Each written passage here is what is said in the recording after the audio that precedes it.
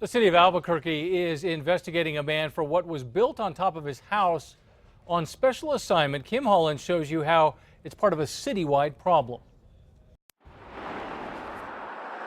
This homeowner has a great view of the snowy Sandias, tucked up and away from the hustle and bustle of Louisiana Boulevard. It's a New Mexico-style deck perched atop the garage on the Southeast Albuquerque house. But somebody recently complained about it, and the city has a problem with it too. Our primary concern is life safety. The construction is elaborate, complete with a metal roof and ceiling fans, but the structure poses a danger and is not allowed under the city code. And how come you guys didn't catch this sooner? You guys don't do spot visits, look at maps on a daily basis? No, our investigating team consists of one person. Ramon does a great job, but so he just doesn't have the resources to police the city. Google Maps show the deck was not on top of the house in the summer of 2011. A neighbor who has no problem with the deck says it was built soon after that. It's been about 3.5 years, I guess, since he put it up. But look closely at it today. You can see it's leaning slightly to the left. A good blast of wind and the whole thing could come toppling down. Like a big dust devil come through here.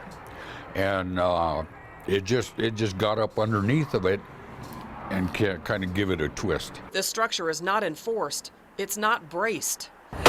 We asked the city if the homeowner or the contractor got a building permit for the structure. They did not.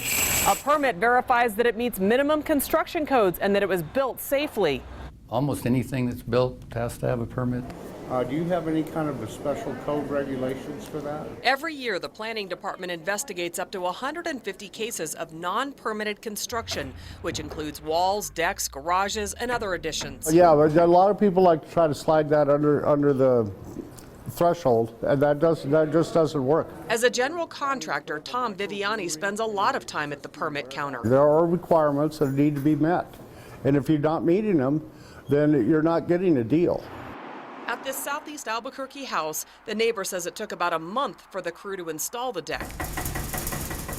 Because the homeowner wouldn't answer the door or call us back after leaving a handful of business cards, it's unclear if he knew there wasn't a permit for his deck. But the city doesn't care. He was slapped with a violation notice.